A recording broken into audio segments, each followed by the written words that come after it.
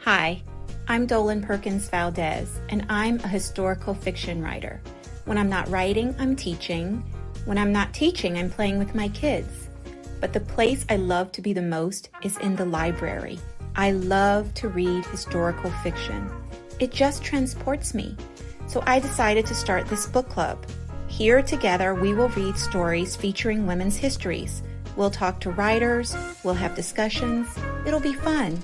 Come on and join us. Hi, Terah. Hello, how are you? I'm good. How are you? I am great. I am great. Outside the fact that fall is coming and it's getting darker a lot earlier, which is never my favorite. Yes, I know. Are you a summer person? I'm a spring person, if I'm Oh, honest. I am more of a spring because I love flowers and being in the dirt. But but I also love sun and it getting dark, before 8 o'clock where I am. This does not sit well with me. well, let me ask you before we start, do you have a garden? I do. Right now, me and my husband just built a house. And so we are doing tons of landscaping. So right now I have a flower garden. So I've been putting all my Nice. hedges out. I have my daisies and I have my roses because I love roses. So Uh-huh. I have my roses right now. I love that. And in the So fall, in a couple of weeks, I'm going to start my vegetable garden, the things that you can grow in the fall. So, but it's a lot of work because, it we've not is. had one here. But I love that. I love that. So everybody, y'all, we are here tonight with Terah Shelton Harris, author of Long After We Are Gone. And y'all, this is our first time meeting here, Yes. right here, live. Live, love it. And just so y'all know, I was fangirling before we hopped on. So yes, this is a very critical moment for me as a writer Well, and a reader. Goodness. let me tell you, I'm fangirling you because this book is so gorgeous. It feels, I mean, you and I must be, I mean, I'm a Southern girl. We don't tell our age, but you and I must be the same generation because this language feels very like Toni Morrison-esque, and it feels very Goodness. Faulknerian. I mean, there's something very Faulknerian about this novel. And I thought that the way you incorporated these points of view, and this, to me, this is like a lyrically beautiful family novel with Oh drama, wow. with drama. Thank you. Thank you. Thank you. Tell us That means about, a lot talk coming about from how you. you came up with this book and I will. So the first thing I want to say when you said Faulkner, I want you to know that the inspiration for this book was As I Lay Dying. Just oh, because I love that book so, so much. And then now that you know that, you can probably start to put together, the Brunson's yeah. family and their mother's dying wish, and this book is about their father's dying wish. But I love this book so much. So it means a lot to me that you love it and loved it as much as I do. The inspiration behind this book, there are two pieces of real life inspiration that inspired long after we're gone. First is the two brothers, Melvin Davis and the Curtis Reels of North Carolina. Two brothers who went to jail. You know this story. Most people know this story. Now, I bet a lot of people don't know it, y'all. She's talking about the Reels brothers of The Reels, Carter County, North Carolina. Go ahead and tell the story, Terah. It's fascinating. So I remember I was finishing up my first book one summer in Savannah, and I came across this article in the New Yorker about these two brothers, Melvin Davis and the Curtis Reels of North Carolina, and that they went to jail. Now, I say jail because they were never convicted of anything. They never went to prison. They went to jail for 8 years after they refused to leave the land that their great-grandfather had purchased, 100 years prior. And I remember reading that article and I'm thinking, I was so frustrated and so angry. One, at not only what happened to them, how is it possible that their land can be, sold out from underneath them? But also I was very frustrated that I had never heard of the term heirs property before. Now, we all are familiar with other forms of involuntary land loss, like eminent domain. Everybody's heard of that. But I had never heard like not paying property taxes. We hear that. Stuff like that. Like that's more common. I've never heard the term heirs property. And so, I'm a former librarian. I was librarian for 18 years. Oh, and wow. So my background is research. And so I was like, I must know everything about this topic of heirs property. And I did a deep dive into this topic because I thought I need to know how this is possible. And it led me all the way back to the Reconstruction, when a lot of formerly enslaved Americans began buying up a lot of land. And the land that they could afford was the undesirable land, if you can believe that. And when I tell people that back then, undesirable land was a lot of land, oftentimes by water, which, that's laughable now because everybody now wants to live by water, but that was the land they could afford. And so, but however, at the same time, we lived in a different time. It was a different period of time then. And there were a lot of people who did not want these formerly enslaved Americans to buy and acquire land. And so at the same time that they were buying it, there were laws that was created to dispossess them of their land. I can name a bunch, and this because of your book, and I thought, okay, so heirs property was just the safe way, a safe way for them to be able to pass down their land. And I thought, okay, this is how we got there. And I thought, why are we still there? Like, why is this still happening? So what's happening to this land? And it led me down the rabbit hole of all the problems with heir property. So I just kept going down these different rabbit holes. And the second part of inspiration from this book came from my own husband's family. So when I learned something, my husband learns it too, just because I am that person that gets excited when I learn about something new. And I remember he came home and I said, I have to tell you all about this term heirs. And he listened to me just spout off about all this stuff about heirs property. And at the end of it, he says so casually, he says, you need to speak to my mother. Now, my husband has family land. I've always known that. Most of his family lives on this land. His two brothers have built a home here. His mother has built a home here. And we just built a home on this land. And so I've always known they've had this land, but I never knew how it was required or anything. And so I go speak to his mother, and she tells me this really great story. It's scary, but it worked out in the end, that in the 70s, a man knocked on her door one day. She was pregnant with her oldest son. And at the time where their land was the country. And so the heart of where I live is about 20 minutes from here. But back then, that was this land was the country. And so it took you a long time to get out here. There was nothing out here. And a golf course was starting to be built on the outskirts, the borderline of their land. And a man one day knocked at the door and was asking her about this land. And she says, this is my family's land. And one of the promises that was made was that they would never sell it. And so she told him, thank you for your interest, but no. And he, again, this is South Alabama in the early 70s, after the end of the 60s, beginning 70s. So it was a different time. So he basically somewhat threatened her. But you also have to know my mother-in-law to know that, that's not something that you can get away with very easily. So she told him off her land using words that I cannot share with you. But what happened was it scared her. It scared her because she realized her entire life, she never saw a deed or anything pertaining to this land. It was always just passed down and told that you can live here forever. No one can ever take it away from you. And so she realized that, there's this very famous golf course is going up next to us, and I need to protect this land, the right way. And so she started the very long process of averting this land to heirs property. So I had no idea. She's telling me all this, and I've got this idea of a book that started to brim out of me because of this.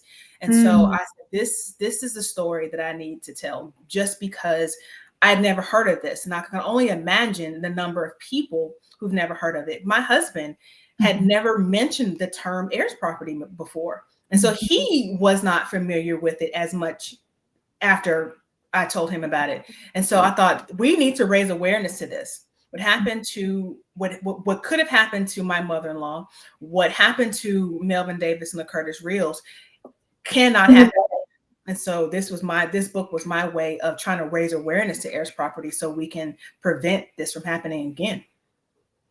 It's so interesting because there's a moment in the book where Junior goes to see the lawyers, and it reminds me, and the lawyers basically say, well, what we're doing is legal. And it reminds me of like when I was first learning about heirs property, and I got really upset. And a lawyer friend of mine who does work on this kind of thing said to me, Dolen, you have to remember it was legal. It's legal. All of this, everything was legal. There was nothing. It feels illegal. That's the problem. It does. It feels so illegal, Terah. You're like, okay, this is not, and it is. And that's when I read that article in New Yorker, I thought this is not legal. And every bit of it is. Every bit of it was. And especially when I started getting down into the nitty-gritty of the different heirs property and the way it works in different states. Like it changes from state to state. Right. Knowing that, it only, in some states, it only takes one heir. One heir can sell, without having to notify the others. And it doesn't feel right. So I wanted to, as much as I could, put in the drama, the background of heirs property into this book, which is why you have all these different points of view and why it was filled with so much drama. Because when you start thinking about heir property, or you start speaking to someone who has heirs property, all that drama tends to manifest and show itself. Absolutely. And, speaking of the law differing slightly in each state, tell me why you chose North Carolina. I chose North Carolina because Melvin Davis and the Curtis Reels was my inspiration for this story. Okay. And when I started doing the research on heirs property, I automatically went to North Carolina. And I just stayed there. So I had all this great research. And because I thought about maybe possibly Alabama, which is the state where I live, but it's completely different than it is in certain ways in North Carolina. So I really wanted to just raise an awareness of what happened to them in that particular state.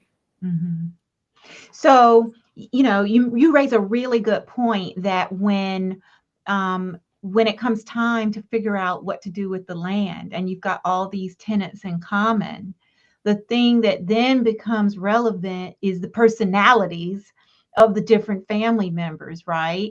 And I thought you did a really good job in this book emphasizing how, people come to this issue, all of them sort of understanding the importance of the land, but also all of them each having their own personal desires and ambitions. Tell us a little bit about this Solomon family. So I had this nugget of an idea for this heirs property, and I thought, what's the best way to tell this story? I didn't want it to feel clinical, like you were reading about heirs property. I wanted it to feel like this could happen to real people. So I knew immediately that I wanted a family drama, just because of what you said. When even now, when I go to different events, I speak to so many people who talk about their problems with air property. And it always, most of the time, comes back to the family members, the family, the very, very messy family. And that's why the Solomon siblings are as messy as they are, because that is very in keeping to what's happening to a lot of people that has air property. It feels like it should be an easy thing to be able to get with your family and discuss what you want to do with it. But like you said, there's so many different personalities at play here. And that's what I wanted to show with these Solomon siblings. I wanted to show when I start the book, I want to show what their life was like before their father, before King died, and then what happens afterwards, because I knew that I was going to take them and the reader on this journey of this character development, that they were not going to be the same people they were at the beginning that they are at the end. And I want to make them messy, just because the whole topic of air property is messy. And so I wanted to make them as messy as possible, with their own individual motivations for if they like the land or if they wanted to sell the land. And I wanted to put that in, because that is also an issue that a lot of families are having, is that you have half the family that wants to sell it, and then the other half, they want to keep it, and what that looks like when it's at its head. Mm-hmm. And so you chose 4 siblings, right? There's 2 boys, 2 girls.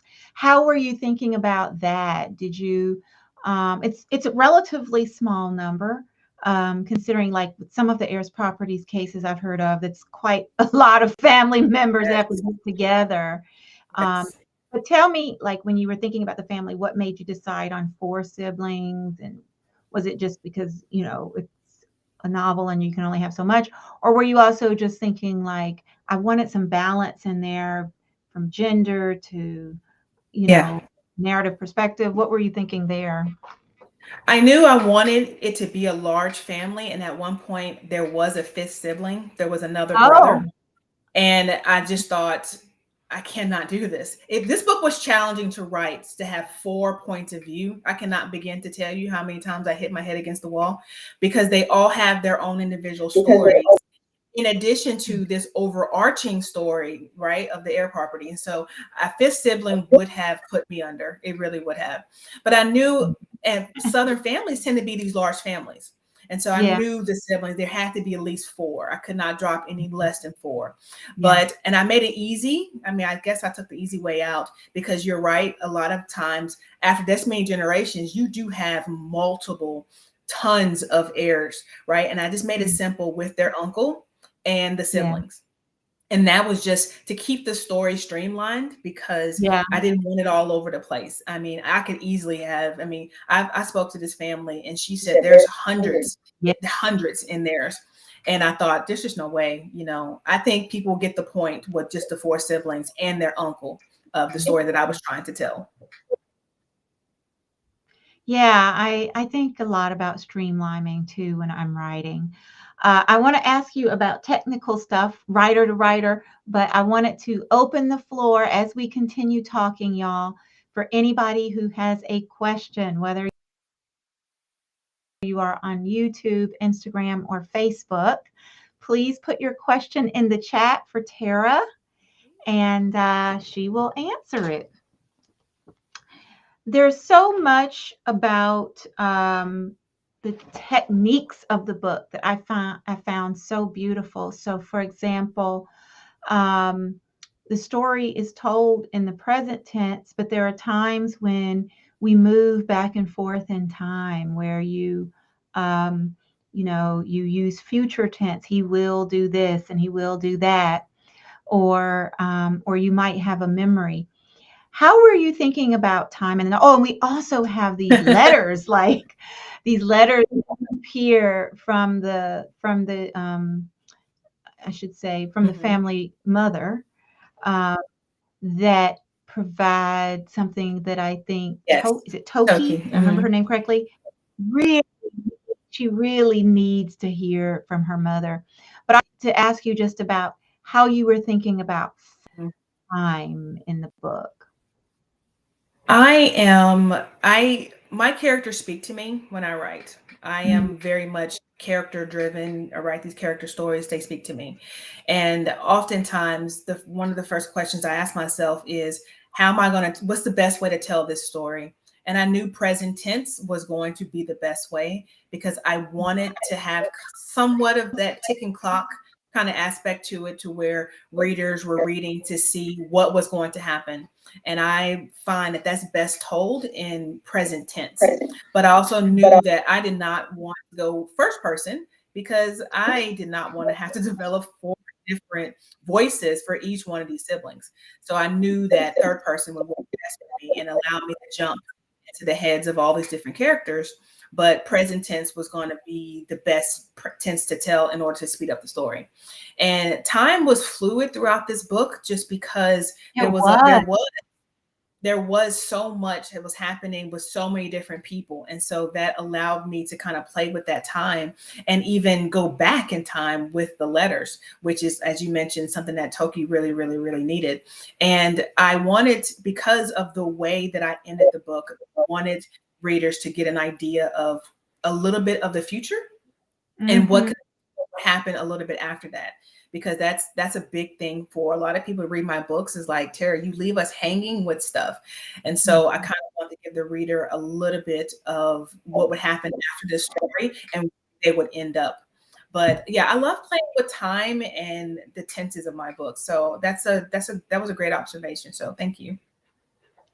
Yeah, I loved it. And that's what when I say that this book, I mean, Faulkner, of course, played with time a lot. That's what I mean when I say it's just lyrically beautiful and it's so technically advanced. It's just really good writing, Terah.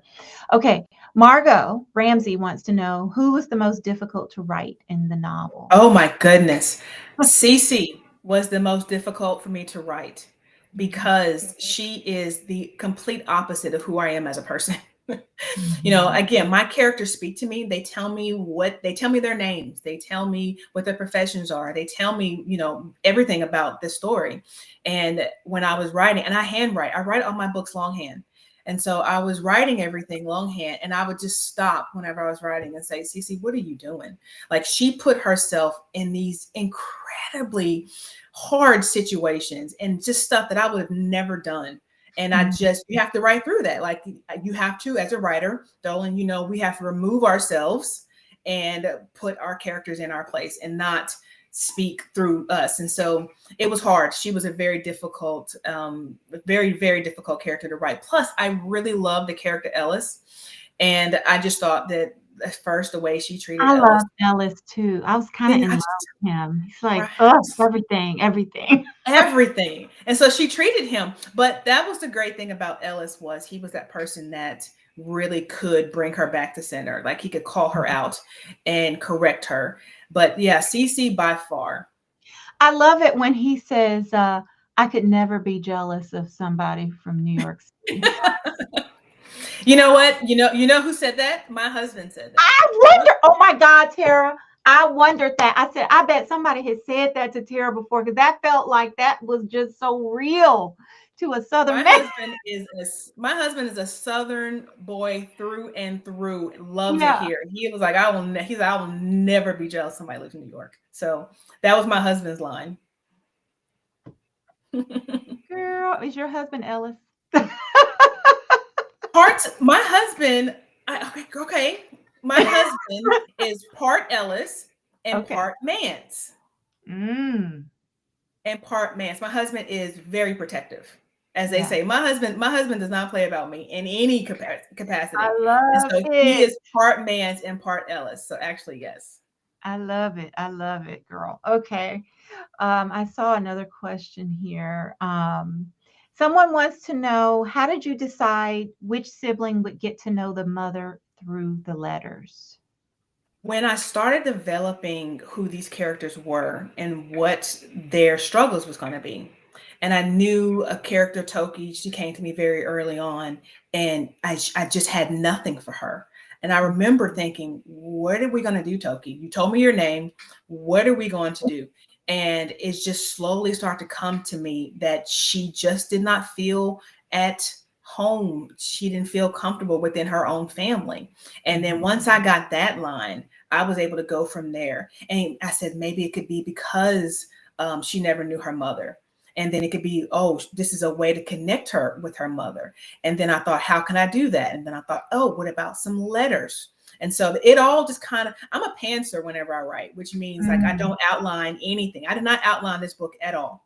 And so it kind of comes to me and I just keep going where my characters lead me. And so she led me to the letters that Hazel wrote. Oh, and that reminds me, I wanted to get back to what you said a moment ago. You write in longhand. The whole draft, like how does that work? Is it like the first draft is written all in longhand and then you go back and you type it up, or how does I do? I actually have my notebook here, and I don't know if you can tell that or not, but this is my this is my book that I'm on deadline for now. Okay. So I just get now. What kind of notebook is that, Terah? I love things like just like what brand? A good friend of mine, Jennifer, who's also a librarian, she bought these for me. It's like what brand is that? Black and red. Okay. I do not know. Black and red, and I love it. I've written. This is my 4th book. She bought me 4 of these, and I am writing my 4th book now. And this is the book. This is what I use for my books. And so I sit down. What kind of pen do you use? I love this kind of stuff. Sorry, y'all, to nerd out for just a moment. I'm not a pen. Or pencil. Oh my God, that's not a Palomino Blackwing, is it? This is a Blackwing. Yes, you know Blackwing. That's what I use. Look, we're twins. Oh my God! Wait. I have a box right here. Yes. Look at this. I mean, yes, we're nerding out, guys. Sorry, you got to give us a moment. I know, y'all. We're having a moment now. Palomino Blackwings, best pencils ever. Yes, best pencils ever. I am not a fan of writing with pens, so I'm old fashioned. I just have a notebook and my pencil, and I just write with that. And I just write until I fill up a couple of pages, and then I stop and I type what I write, and I kind of edit it. I edit as I go because so you're going back and forth. I'm going back and forth. Most of the time I start my day by writing what I'm going to edit that day. So I'll wake up and I'll write a couple of pages. And when I feel like the voices have stopped, then that's time for me to go and actually type it and start to edit it then. And that has worked for me for 4 books now. And I do a lot of back and forth too. This is similar. I mean, I'm not exactly like typing in the same day, but like some days I'll type, some days I'll write. But typically, your hand starts, like my hand will start to hurt if I write more than 4 pages. So once my hand I'm like done. When my hand starts hurting, it's time to get up and go heat up some coffee or go some water or take a break, or go outside and deadhead my roses. Like I just take a short break and go do something and come back to it. But I have found that I cannot write on a computer. Like I need to hand write it. And then because I feel like there's no distractions, my characters are able to speak to me and talk to me, and it just flows better. I love this. Okay, y'all. I'm still open to questions. If anybody has questions, don't hesitate to put them in the chat. It's easiest if you are on if you're on YouTube, we can see them directly, but wherever you are, put it in and I'll try to see it. Somebody says, we asked the same questions during book club. Love the nerding out about pencils and papers. Someone wants to know, how long did it take you to do the research and then put it all together to finish the book? Oh, goodness. Because I just get tunnel vision when it comes to research, I just fall down rabbit holes. It may have taken me a couple of weeks to do the research.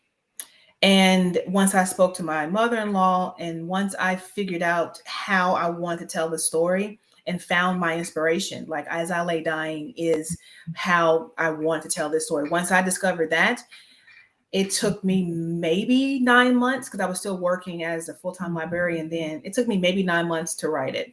But because once I started and the characters came to me, what their names were, what their motivations were, I had to write it. This poured out of me. Of all of the books I've written, this was probably the hardest one, but this is the one that just poured out. And a writing friend of mine, Kim Michelle Richardson, who wrote the book Woman in Troublesome Creek, I remember asking her once, she says that, you know, those are books of her heart. And I asked her, I said, what does that mean? A book of your heart? And she said, if I have to tell you, you've not written it yet. And I thought, and so then when I was writing Long After We're Gone and this book just came out and poured out, I was like, this is the book of my heart. And so it is by far one of my favorites that I've written. I love that, the book of your heart. Mm-hmm. Chrissy once to know, says, Junior's storyline was so layered, as they all were. How did his story come to you? His storyline was very layered.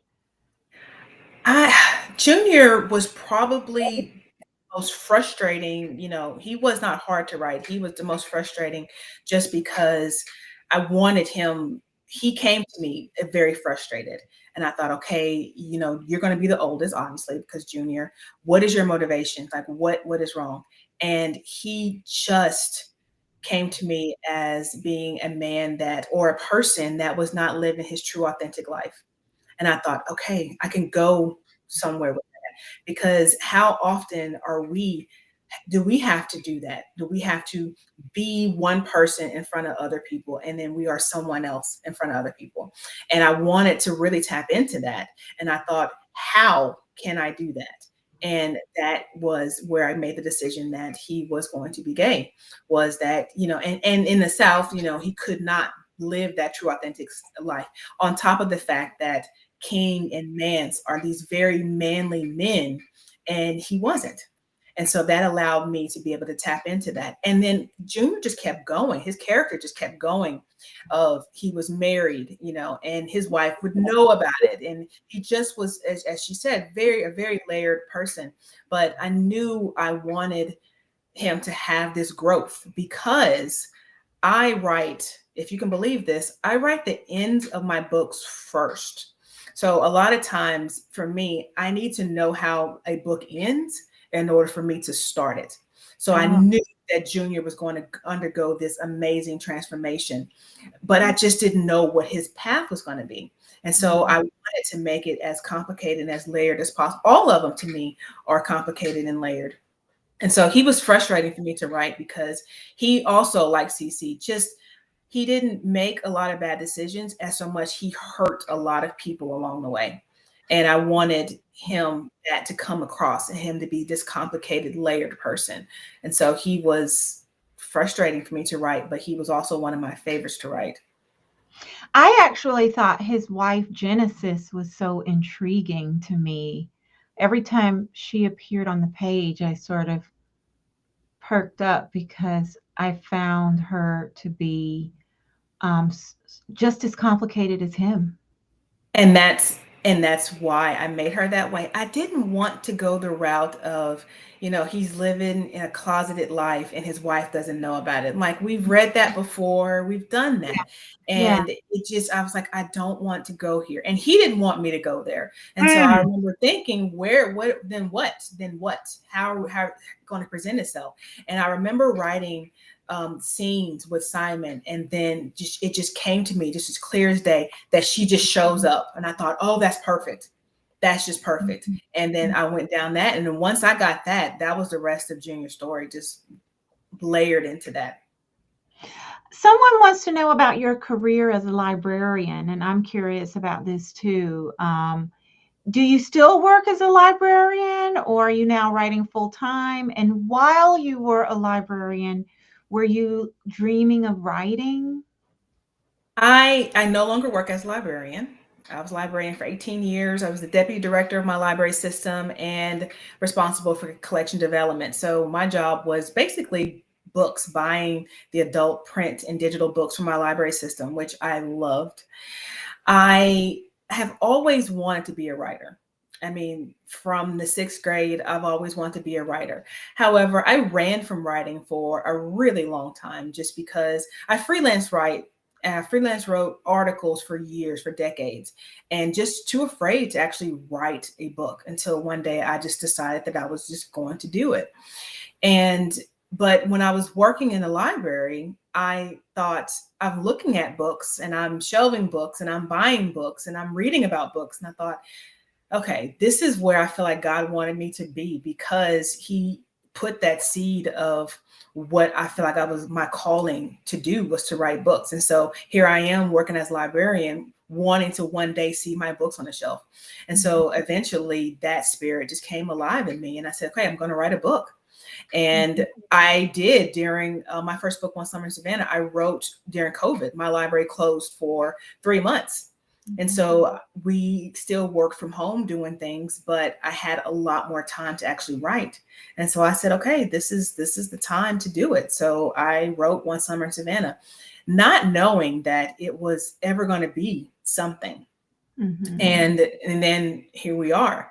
And then when Long After We're Gone came out, I just could not balance working as a librarian and doing events and writing. And then on top of that, this is when we got the whole banned book conversation just kind of came in. And my years of working as a librarian, it was never hard for me to get up and go to work. And when we got hit with that, it became hard. There were days where we got hit with so many book challenges. And I just thought, I don't want to do this anymore. And I never thought that day would ever come, because librarians have some of these, is one of the oldest professions. Yeah. I mean, there's a saying that librarians can die in a chair, because you can be doing this job literally in your 90s, Yeah. And I thought that I would be doing this forever. And it just became too hard for me to get up and go to work, because it was hard to get people to understand that you may not wish for your child to read this book with these topics, with this material in it, but you have no right to tell someone else's child and decide for someone else what they allow their child to read. And I think that's just common sense to me. And we could not get people to understand that. And I said, it should never be hard to understand the importance of diversity and people seeing themselves in the books that they read. And so I knew then it was time for me to go. At the same time, my writing career was taking off. So it all happened, it balanced out, and it all happened at a great time. What a story. I think you might be inspiring some people on here. Someone wants you to know that they loved One Summer in Savannah. Oh, thank you so much. And other people are saying, this is a good question. Terah, if you could write another book about one of the siblings, which sibling would it be? I love that question. Wow. I've never been asked that question. They're making you choose between your babies, Terah. Oh my goodness. Because I love them all equally. I would probably have to say Cece, only because we get to keep Ellis around and I get to develop him a little bit more. I'd probably say Cece. Even though she was the hardest one for me to write, I would say Cece. But that is a tough, you ask me tomorrow and I may answer that differently. That was a tough question. Goodness, it's hard. I really like Toki. There's something very raw and vulnerable about her. I was concerned about her story. It would be too quiet. Everyone else had this drama surrounding them. And I thought her story would be too quiet. And even when I was writing it, I thought, I don't know how her story is going to come together, how it's going to be impactful. But the fact that she was the one that really brought them together, I saw later on, I'm like, okay, this is how she's going to be impactful, because her story is impactful toward the end and she brings them together. And so I really love her story.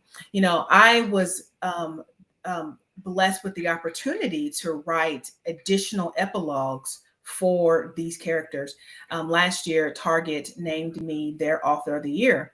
And one of the things that they asked me to do was to write additional epilogues for this story. So there's a special edition in Target that features their additional epilogues that takes place 1 year later. And I really loved the additional epilogue that I wrote for Toki and where her story could go. And so, yeah, I think I changed my mind. I think it may be Cece or Toki. Yeah. I mean, they're all really, really, really interesting. And I hear you when you say, ask me again tomorrow, and I might change my mind because they're all so different. And that's another thing the book reminds us is that siblings can mean I have two daughters who are really, really different, like total opposites. Yeah. And your book is a good reminder of how really different siblings can be. Yeah. Y'all, we are out of time. This is so fun. But I want to know about the book coming out in February. If there's anything you can tell us, or any, your fans are here, and when they see this, what do you want them to know? Oh, I love all of my books. I know people say, Terry, you say that for all of your books. I love this book. And a lot of times I start my books with a theme. And I did not understand, I didn't know what the theme of this book was going to be until it just slapped me in the face. When I look back at Long After We're Gone and One Summer in Savannah, grief was an underlining theme for both of those books. And I realized that I am running from writing about grief. And so I thought grief is going to be the theme of this book. But I didn't want it to be, typical grief where you lost someone. I like to write about messy things. I like to bring awareness to topics. I like to talk about things that's just, not spoken about. And so I looked at grief and I thought, how can I peel back the layers of what grief is? And I came up with, how do you grieve someone who hurt you, but whose loss, whose absence still leaves a void in your life?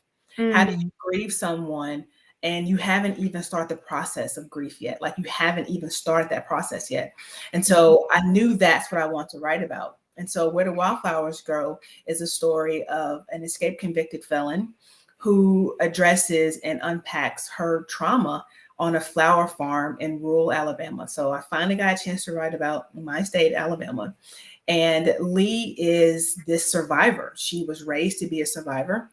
And so when the transport bus that she's on, taking her to prison, runs off the road and kills everybody on board, she is the only survivor because that's what she does. She survives. And so she just makes this decision that her whole life, she's just been surviving. She's not ever really learned how to live. And so she makes a decision that she's not going to wait for the officials to find her, that she's just going to walk away and start to live her life. And she ends up on a flower farm in rural Alabama, working for a hunky flower farmer named Jackson, who, and she's there on that flower farm. She thinks she can just kind of hide out and stay off the radar. But what she doesn't expect is the found family that's there, who have unpacked their own traumas that they've had. And there they teach her different methods. This book is really about nature. And I got a chance to really get into flowers for this one, but also nature. They teach her grounding. They teach her meditation and yoga. And we use this term as we say this, like, to go outside and touch grass. I mean, that's literally what she needed, was to be outside. And he teaches her how to just rest. And so this book is about her overcoming her childhood trauma and the things that happened to her using some very natural nature methods. And it's a little bit of a love story in there, of course, but we can't forget that, she is a convicted felon. And so when her past catches up to her, she has to ultimately decide what it is that she can truly survive. Terah, you are a blazing talent. And I mean, it was a loss to the librarian world, I'm sure, but I'm so glad you are writing books. Thank you. Because I can't wait to read that. I cannot wait to read that, y'all. If you are listening to this right now and you have not read any Terah Shelton Harris, this is what we talked about tonight, Long After We Are Gone, in February, Where the Wildflowers Grow. Do you have the book behind you? Do you want to hold up so they can see the cover? That's an advanced copy.